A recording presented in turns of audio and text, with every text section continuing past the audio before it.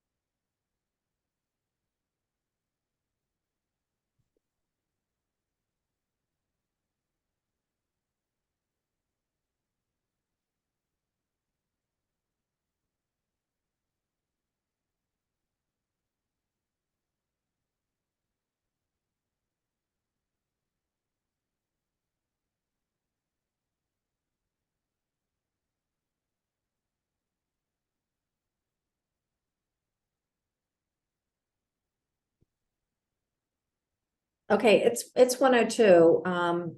What shall we get started? Absolutely. Let's do it. Okay. Okay, hi everyone. I'm Wendy Worm with the Maryland Tech Council. Thank you for joining us this afternoon. You're registered for our Bio Innovation Conference, which is October 30th at the Bethesda North Marriott Hotel and Conference Center. And as part of your registration, one of the benefits is the Bio 101 partnering, which is a great system to connect and meet your potential clients with 30-minute meetings. So with that said, I'm wanting to introduce Mackenzie Vernetti. She's a vice president of partnering with the Biotechnology Innovation Organization. Thank you, Mackenzie. I'll turn it over to you. Thank you, Wendy. It's great to be here today. And thank you all for joining this webinar to learn more about biopartnering and biopartnering at the Maryland Life Sciences Bioinnovation Conference. All right, so I'll just start off with just a touch on our agenda. We're going to start with a little introduction and partnering overview for anyone who may be new to the Bio 101 partnering system, as well as maybe new to this event this year. We'll go over some tips and best practices, and then I'm going to spend some time going through the Bio 101 partnering system so that you can see it working in real time, and I'll highlight some of my favorite features and some of those portions of the system that help you get to get those meetings more efficiently and effectively. And then I will save some time at the end with Q&A, but I do want to mention that I have a couple of colleagues on with me today. I have Ryan and Lorenzo from Bio. They'll actually be on site at the event at the partnering desk. So if you add any questions into the chat, they're able to help with those. They'll be sending those responses. So keep a lookout for those. And I do want to mention that this webinar today is being recorded, and the Maryland team will be sending that recording out. They'll make it available. We'll also put it in the partnering system on the homepage, as well as make this slide deck available to you so that you can reference it later. Okay, so partnering, kind of 30,000 foot overview. So really the point of the partnering system is to help you to pre-arrange very topical, intentional meetings on site. This is really in addition to those, the other networking opportunities that you might get at a reception or coming out of a session. It's meant for you to have those pre-arranged meetings. So when you get on site, you have a good schedule to get those contacts made. And to leave with some good prospects. So partnering in a nutshell, it's 30-minute meetings that are held on site. They're all pre-arranged using the Bio one-on-one partnering system. And we take some of the heavy lifting off your hands here. We do schedule your accepted meetings for you, and scheduling starts on October 16th. So keep that date in mind. If you have any accepted meetings by that time, we'll be starting to schedule them, and we'll run the scheduler probably about every hour up to the end of the conference. So if you have any new requests you want to send after that date, you can keep sending requests, and we'll keep scheduling and rescheduling as needed. But don't wait now, or don't wait until scheduling starts to start sending requests. You do want to start doing that outreach now to allow people time to respond. And new companies and delegates are added daily as we're getting new registration lists from the Maryland team. So do check back and rerun your searches so that you can get those new contacts rolling. And meetings are also scheduled based on mutual availability. So when we get into the partnering system, I'll show you how to update your partnering calendar to really maximize your time for meetings. And if you have already registered, you should have gotten an email from us from biopartnering@bio.org with your login information. That email does sometimes find its way to your spam or junk folder, so check there as well. But do email us at biopartnering@bio.org if you need any help with the system or you're missing your login information. You'll typically receive that info from us within a day or two after you register for the event. Okay, and there are 5 main steps for using the partnering system. The first, well, back up. First, you got to register for the event, then you get your login information. Then the first step is you enter the partnering system and you create and update your company's profile. This is really one of the most important steps because this is how your company is branded and how you're visible to others. It's how other people are going to find you in the system and know to send you a meeting request. And it's also how they're going to potentially vet your company if you're sending them a meeting request to determine whether or not you're a good fit for a meeting. And I mention update here because if you've attended this event in the last few years, or if you've come to any other bio event that's used the partnering system, we automatically import your most recent profile, your most recent company profile for you. So you don't have to start from scratch, but some of that information can get out of date from year to year. Maybe your asset reached a different phase of development, or you have some updates to the news section on your profile. So keep those things in mind. Just because that information's there already doesn't mean that it's accurate or up to date. So do definitely check that to make sure that you're all good to go. Second step is to select your calendar availability for meetings and keep it current. So you have to go into your partnering calendar to let us know when you're available to take meetings by marking those time slots as available. And you can always go back and edit that. So if you have something that was added to your calendar last minute, let's say you have a conference call you have to step out for a half hour, make sure that you're updating that on your partnering calendar so that you don't have any conflicting meetings scheduled. Because again, when we're scheduling those meetings, it's based on the mutual availability of those meeting participants. And also correspondingly, the more time you have open on your partnering calendar, the easier it is for us to schedule those meetings and the less you'll have issues with mutual availability. So open up as much time as you can on the day of the conference. Steps number 3 and 4, where you're going to spend the most of your time. So the first there is searching for those potential partners and then sending them tailored meeting requests. So you want to be thoughtful in both your search and your outreach, and I'll give you some tips and tricks for those as we go on. And you also want to manage then your messages actively and often. So you can go log into the partnering system, look at all of your company's meeting requests all in one place in your message center. So you're responding to incoming requests as well as seeing updates on requests that you've sent all in one place. And then 5th is a bit of a freebie, just noting again that you get your meetings as bio is scheduling them. They'll appear on your calendar with a date, time, and specific meeting location, and then you get on site and you can attend those meetings. All right, and some best practices. So the first, you want to make it easier for those potential partners to find you by adding in that detail to your company profile. If you have a blank company profile and someone is conducting a search, even though that data or what they're searching on might apply to you, if it's not filled out in the partnering system, you're not going to be in their search results. So keep that in mind. Keep that in mind as you're expecting people to send requests to you. You want to make sure that you're as visible as possible so that you're in those meeting requests, or so that you're in those search results so you're getting those meeting requests. You also want to start your outreach as soon as possible. So if you haven't already, please start now. New companies, as I said, are being added daily. And you want to start sending requests to allow people time to respond to them. And I think I'm looking at the chat right now. Hemi joined late, asked if I could repeat the first few slides. We will make these slides available after the event, as well as the recording will be available as well. So rather than repeating, I think you can pick up on the recording. They were more foundational than anything, but feel free to type in any questions into the chat as we go. All right, next is to narrow down your top targets with the advanced search filters. So the search within the partnering system has a lot of different filters that you can use to narrow down on specifics. And I always tell people to start with your most narrow search and then build outward. So you want to start by sending a request to those who are going to be more topical matches for you, better potential for a good meeting, right? And then you can broaden your search as you go. So keep that in mind. You also want to increase your acceptance rate on the meeting request that you're sending by including a topical subject line when you're sending that request that is unique to that recipient, that encourages them to look at your meeting request. And then you also want to be providing specific benefits of partnering with you or investing in your company in the meeting request body itself. So you want to be intentional about who you're reaching out to, but also how you're reaching out. And making sure that you're putting that detail into not only your profile, but also your messages that you're sending.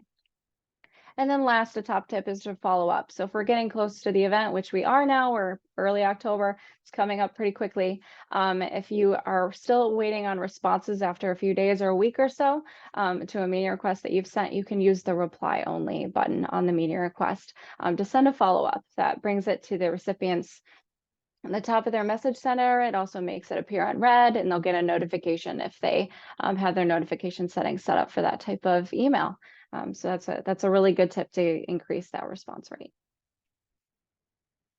All right, and stepping back to the quality of those meeting requests. So tailoring your subject line, what does that mean? You really want to make sure that you're looking at the company that you are intent on meeting with and crafting a subject line that's going to stand out for them. And you really want to use specifics and use that detail. So on the flip side, you don't want to be using weak subject lines like meet with my company or let's meet, or worst of all, meeting request. If you think about it, when you're sending a meeting request, it's obviously an intent to meet. It's obviously a meeting request. This is very similar to you sending an email with the subject line email. Take advantage of the opportunity you have to stand out from the get-go with another company that you're reaching out to. So that's when you really want to make sure that you're tailoring your request as well as your message.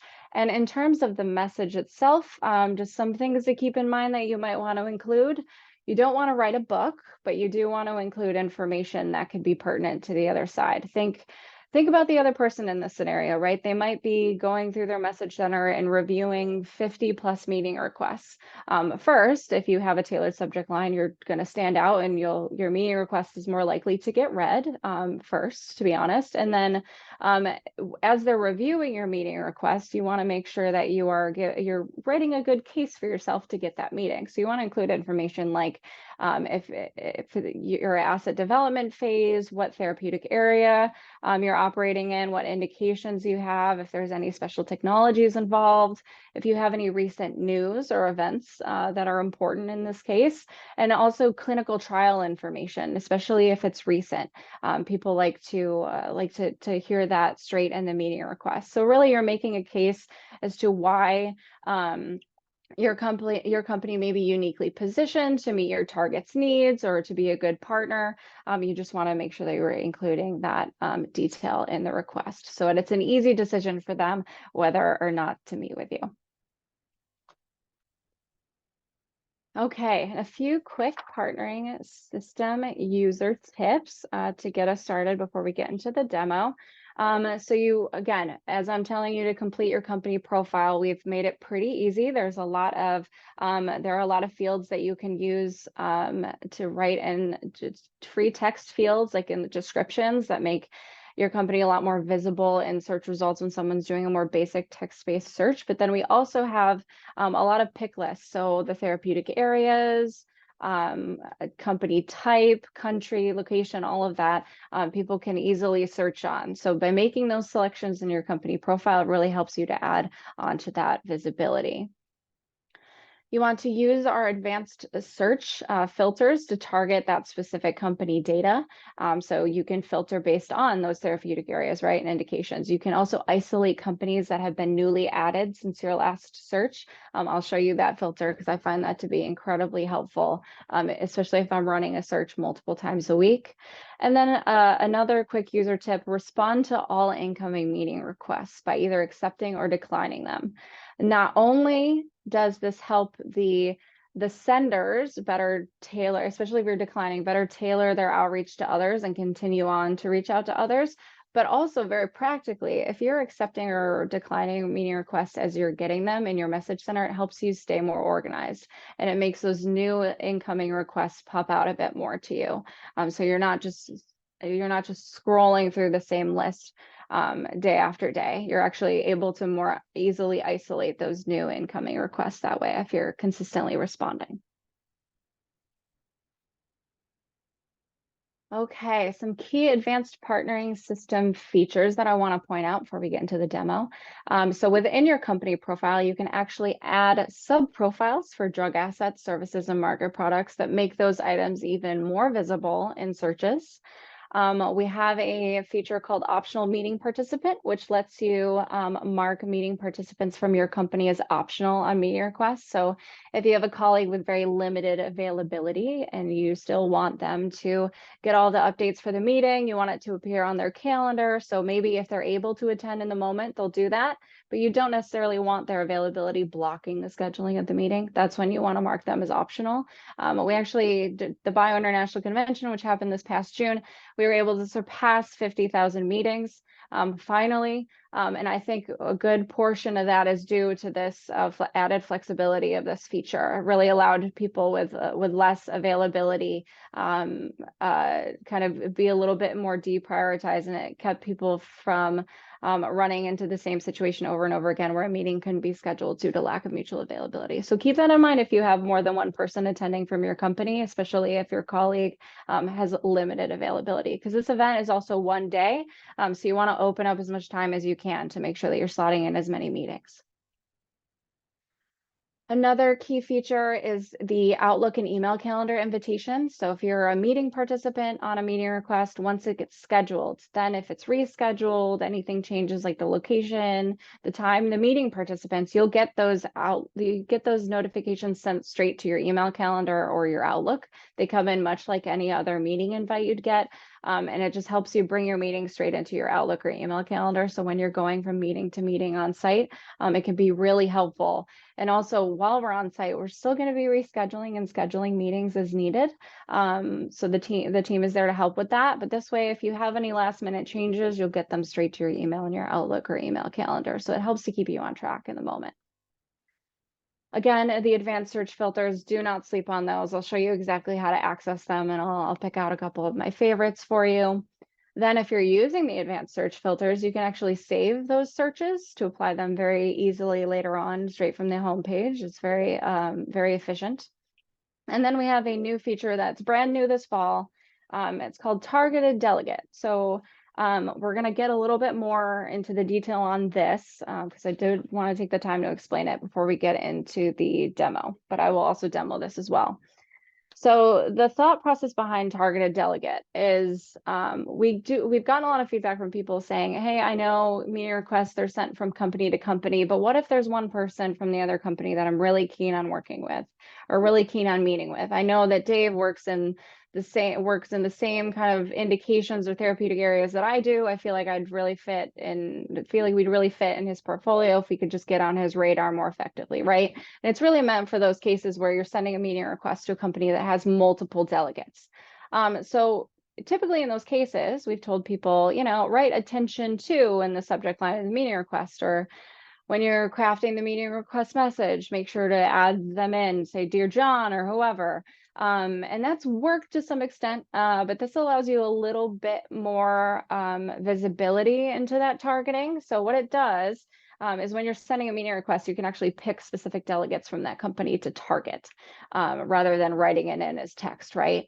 It's not something that's required. All delegates from the other company can still see and manipulate. They can still accept the meeting request. And they can see all that information. The meeting requests themselves are still sent company to company, but you're really just teasing out. You're saying, hey, Dave, I really want to meet with you.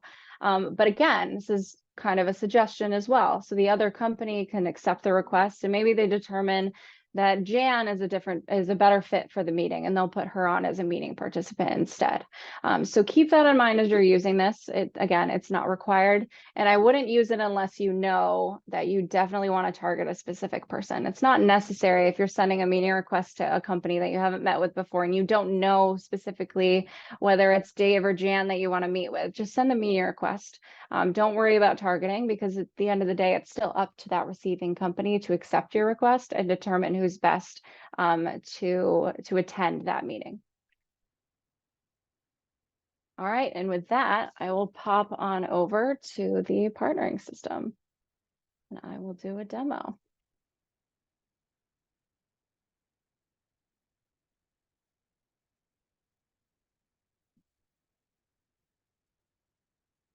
I'm looking at the Q&A right now, and I have a question. Hello, do companies cover a wide range of biological fields? I'm a biochemist and was wondering if biochemistry, biophysics are the fields that would be interesting for the companies coming in. I can't speak to that specifically. Maybe Wendy might want to take that question at the end, but definitely use the partnering system search to be looking for those keywords as you're looking to do your outreach. Okay, so this right here is the partnering system for this event. So as you log in, you're going to see this homepage. This is where everyone kind of launches off of. Up here on the top toolbar, actually, going to zoom in just a little bit. On this top toolbar here, you have quick access to all aspects of your partnering account. So you have your profile, your company profile, and your delegate profile. You have the search page, your calendar, your message center. You can very easily send a new meeting request using this button here. You also have access to your bookmarks. And then if you need to edit your personal profile or select your notifications preferences, you can do that here. Along the left-hand side, we have some quick kind of details on your company information, like your meeting request activity and any other participants that may be joining you at the conference from your company.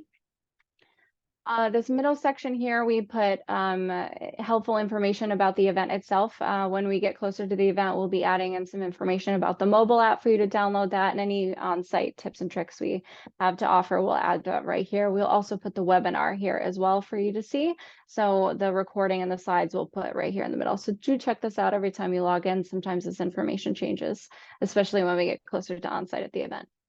And then on the right-hand side here, we have more information like our tutorials and steps for success, just really helpful, helpful information to just kind of get you started.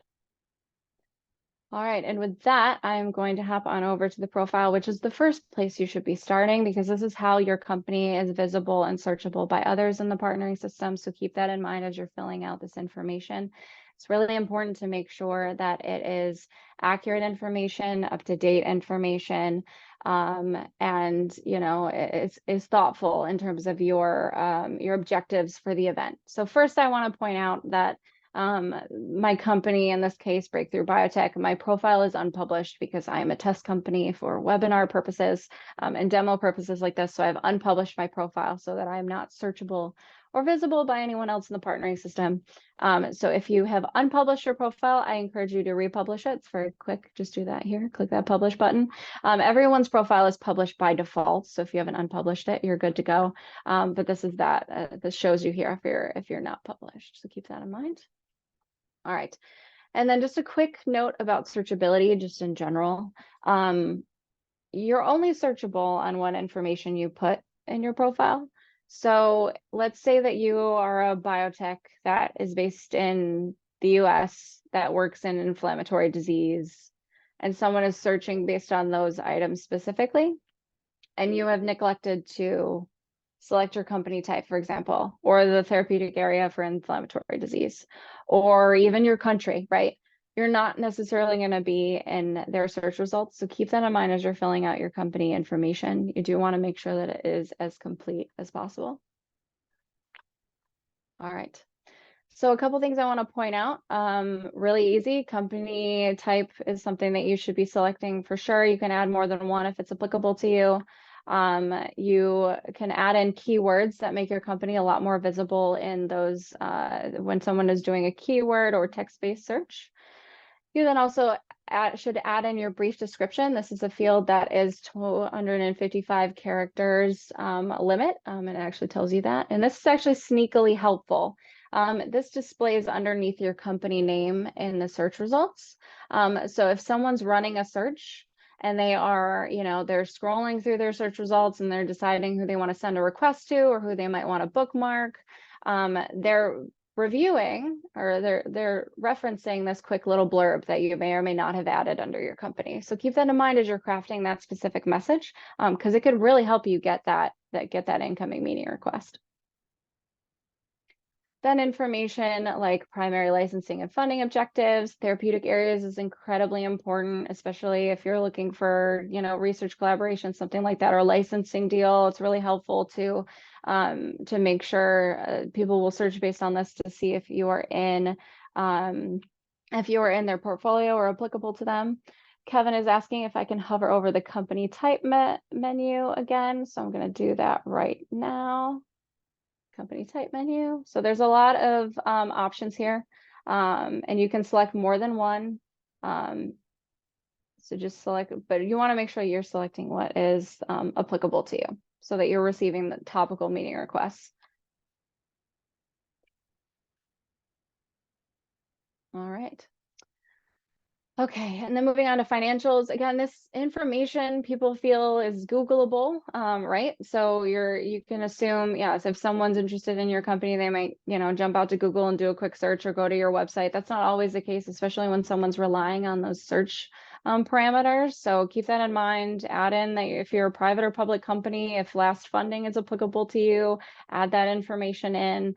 Same thing with contact information. You want to add in your country, state, all of that. And then, as I was saying before, the subprofiles for drug, asset, services, and market products, those are located right here in the middle of the profile. So it really allows you to add in more detail for certain aspects of your company. So if you have a drug asset that you want to showcase for this event, you're looking for a licensing deal or you're looking for partnership in some way, shape, or form based on this asset, add that in. Add in the asset type, add in the phase, the clinical indications, mechanism of action, technologies. All of that information can be searchable and filterable actually on the search page. And I'll show you those advanced search filters in a moment. You can also add content as well that's downloadable and viewable by anyone else that's in the system. Also, if you happen to be a service provider, add your services in as well. Same thing with market products. On the right-hand side here, you just have your delegates listed. You can add in management information if you'd like. That's just a text field, doesn't create a partnering account for anyone, so don't worry about that. Bio creates those accounts for you as people are registering for the event. So they'll be added right here if you have a colleague attending.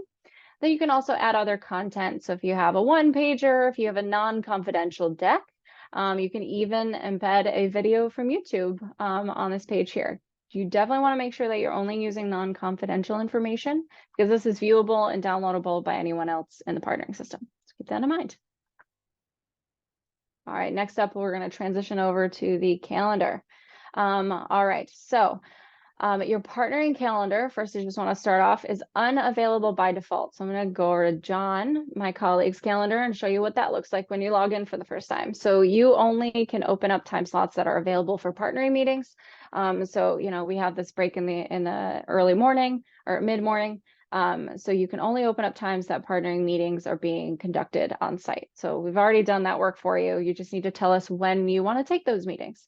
So you want to open up those times as you can. You can also reference here on the right-hand side the conference program. So if you really are looking to attend a specific session, you can add that straight to your calendar. And the system will ask you if you want to keep that time slot open or closed for meetings. So if it's a high priority session and you don't want any other meetings scheduled during that time, then keep those time slots as unavailable.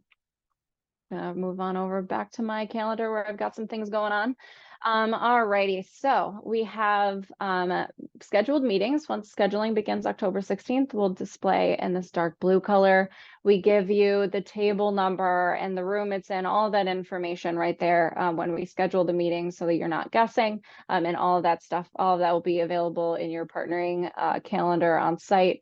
If you get a schedule printout from us or if you're using your Outlook, all of that information will be readily available for you. So when you get on site, you can just go straight to your meetings. The partnering team will be there close to the meeting area for any assistance if you need, but you don't need to check in with us. Obviously get your registration badge, but as long as you know what table you're going to and what time, you can just head straight on over to your meeting.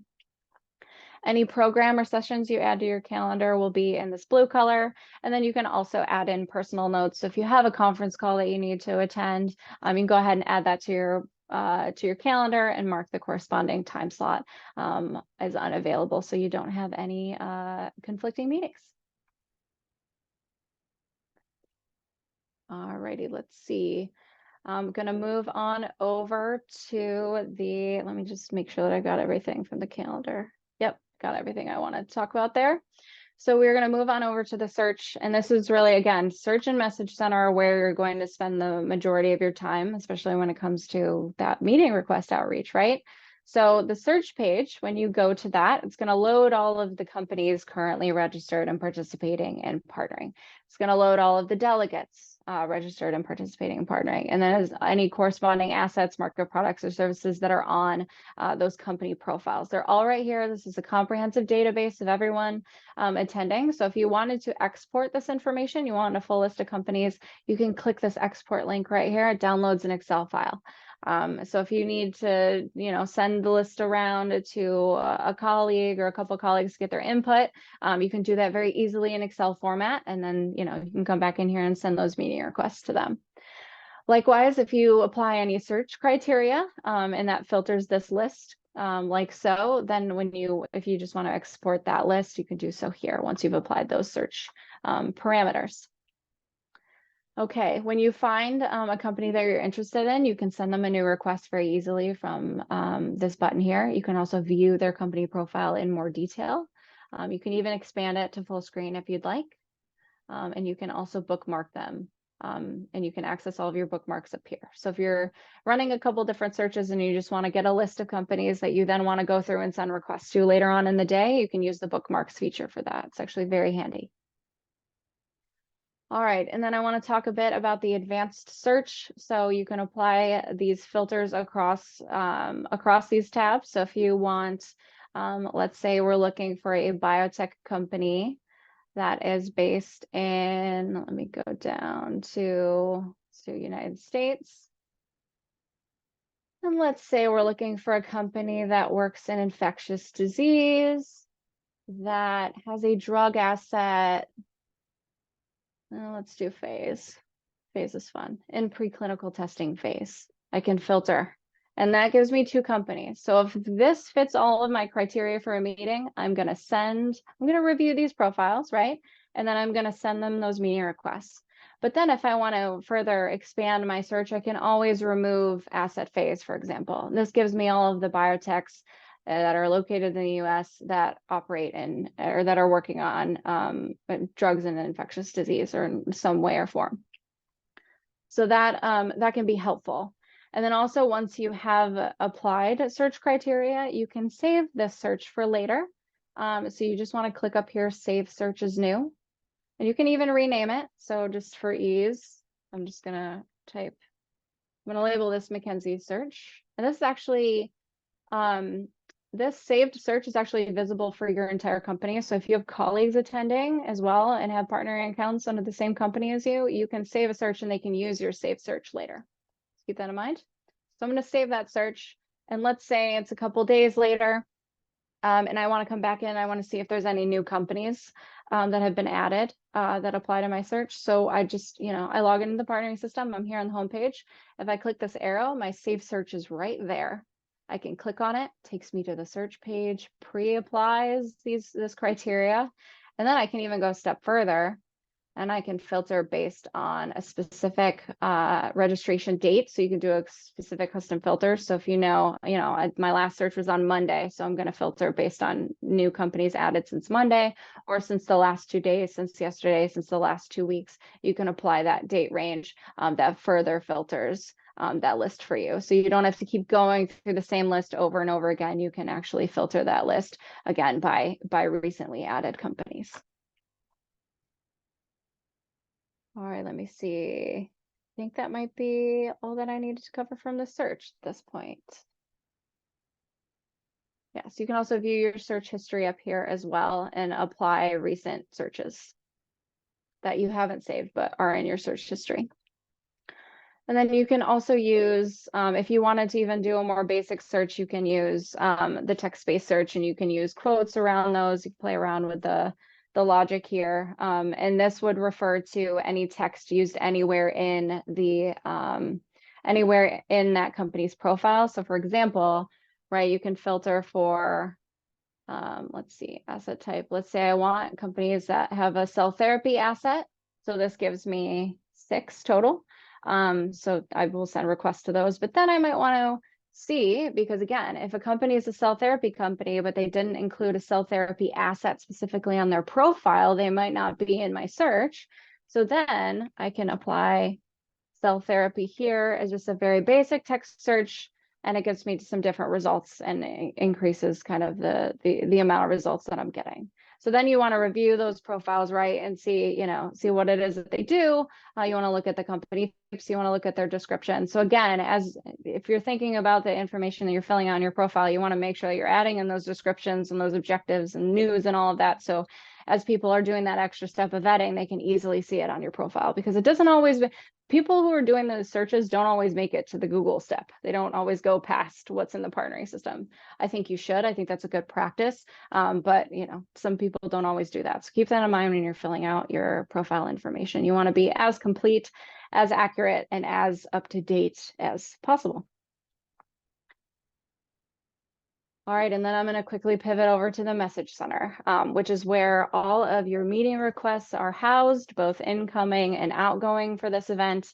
And it's based on your company. So again, company requests or meeting requests rather are sent from company to company. So if you are the only one attending this event from your company, this is all yours. You have free reign.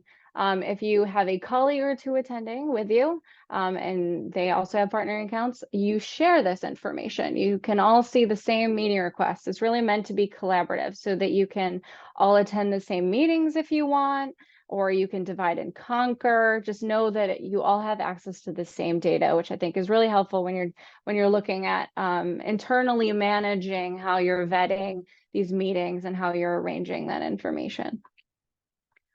All right, with that, a little bit of the lay of the land, similar to Outlook. When you click on a meeting request, it opens here on the right-hand side to give you more information. We also keep in all of the kind of the email chain, so to speak. So, you get all of the messages and all of the changes to the statuses are here for you to easily view. So if something gets canceled and then reaccepted or whatever, or something gets rescheduled, you can see all of that information, all those changes, just directly from the meeting request itself. As I was telling you to respond to meeting requests that are incoming, because it's easier for you to manage your message center that way, and it also helps the requesters better tailor their outreach to others and continue their outreach. If you want to easily filter for those types of requests, you just go into your message center and you filter for incoming requests along with requested. So this gives me every request that I have received from other companies that is still in a requested status, meaning I still need to respond. I'm going to go back to all requests. And I want to touch a little bit on the targeted versus tagged situation. So tags are internal to your company, and you can add in tags and tagged colleagues per meeting request. So some companies triage their meeting requests by labeling them oncology, or they'll create a tag that's oncology or immunology or something like that. Let's say you have 3 or so different people from your company attending, and you want to classify them that way so people can go in and filter based on those tags and respond to those meeting requests accordingly. You can also tag a colleague. So let's say I want, meeting request comes in, and I think it's probably better for my colleague John to review that one than me. I may tag him this way so that when he logs in, he can click this filter over here on the left-hand side. That's requests you were tagged in. So let's say my colleague John tagged me here. He wants me to respond to this request. It's easy for me to see that information. Targeted, however, is going back to the slide deck that we just went through, it's more external. So if a company is requesting a meeting with you and they target you or target one of your colleagues, that's visible here. So if you want to see any meeting requests that you have been targeted in specifically, you just apply that filter there and it opens up here. So they had targeted me and I see that information down here, and that's external. So both sides can see that. The other side cannot see what you're tagging in terms of tagged and tagged colleagues. That's completely private to your company. All right.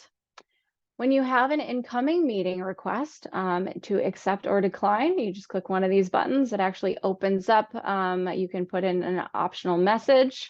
You can change the participants if you want. So let's say I want to add John, my colleague. He's not available. Either he couldn't be bothered to update his calendar availability, or maybe he's really busy. But either way, I want him to be in the know on this meeting. So I'm going to add him and I'm going to make sure that he's marked as optional.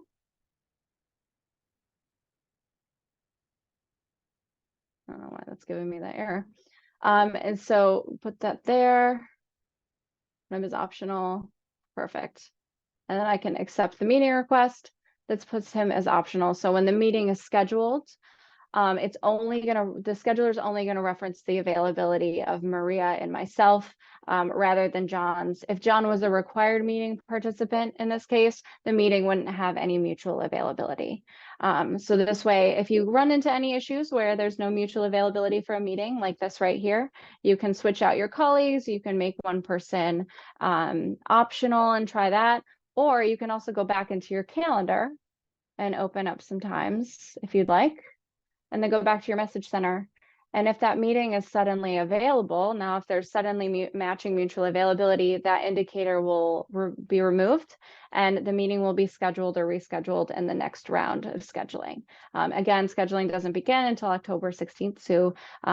So do make sure that you're reviewing those mutual availability issues in the meantime, if you have any, and open up availability as you can. If you need any help with that too, email us at BioPartnering about it, or we can give you some more tips and tricks on that.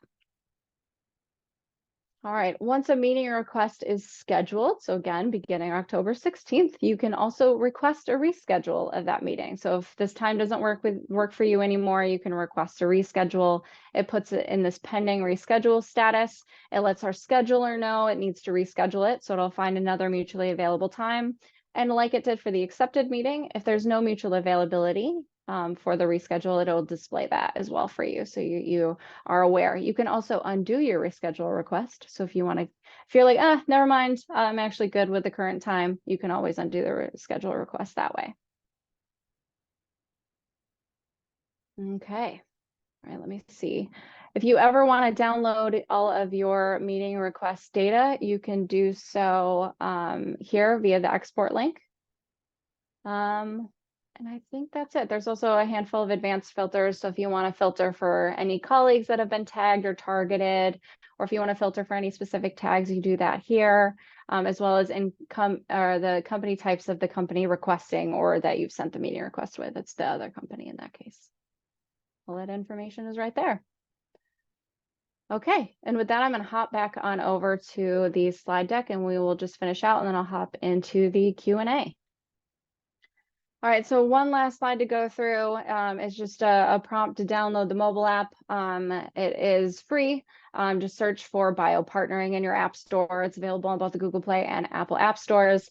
It's really meant for use on site, so there's no search functionality. You can't go through and like tag companies, all of that stuff, but you can see your meeting requests, you can see your calendar very easily, you can ask for reschedules, you can cancel meetings, you can send a new meeting request, and view the company profiles of those that you're meeting with. So it can be really helpful when you're on site. So download it for when you're on site for sure. But it's really meant for that on site part of your experience. All right, and with that, I will move on over to the Q&A, which I think I have one question right now. Can the advanced search include multiple states? Does it use full word, abbreviation, or both? That's a really great question. I want to make updates to how this works because I'm not necessarily a crazy fan. All right, so state currently is a text field. Again, don't always want it to be that way. So you can search for Maryland, and I would say you want to search for them individually. So you can search for MD, or you can search for Maryland. You can type out Maryland. And that gives you slightly different results depending on how people wrote in the state. I agree that that's not the best way to do this. So working on ways to streamline that in the future. But you can also, if you're filtering for those in the United States, if you download the export, it also has a state column that can make it easy for you to filter via the Excel document for specific states as well.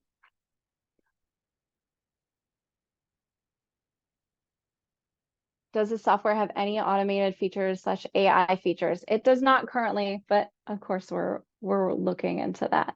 The next thing would be, I mean, it'd be really fun to do kind of match scoring based on, you know, you log in and you add in certain intentions or certain, you have like a wish list, right? And then as you're getting meeting requests coming in, it can do that vetting for you, or then it can suggest matches based on the types of companies you're accepting meetings with. The possibilities are endless, and it's on my list to work that into the product. If you have any suggestions on features, or if you have any feedback for us at all, do email us at biopartnering@bio.org. We do take that very seriously. The last couple of features like optional meeting participant and targeted delegate were directly were added to the system as a result of resounding feedback from customers and users that they wanted those features. So we do take those suggestions very seriously. And I would also just like the opportunity to ask some follow-up questions. And maybe we can kind of dig down deeper and I can get some actual software requirements out of your suggestions. So that would be great. So do email us.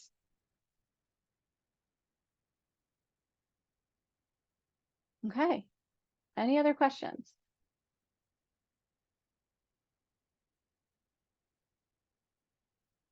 I have one question in here. How do you start to request a meeting? Perfect. So you can do that either from the search page here. So you find the company that you're interested in meeting with and you click this new request button. It adds their company name here in the to field. You put the subject line and the message.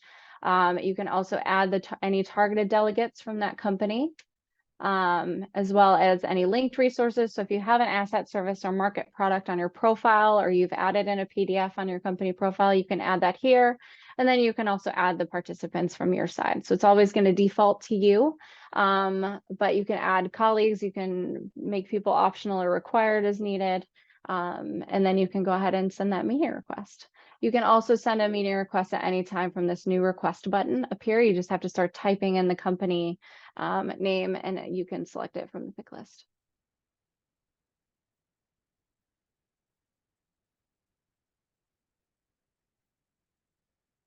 Okay, any other questions?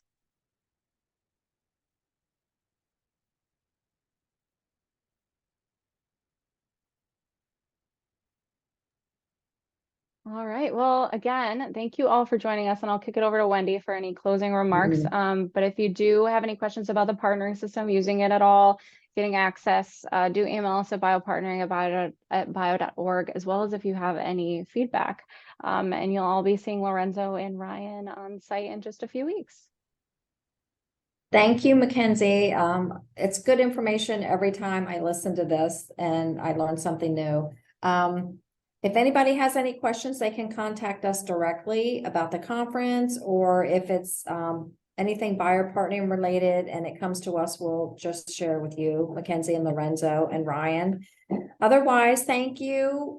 We look forward to it. This is always a great addition to the conference, and this year we have even more space available, so lots of meetings.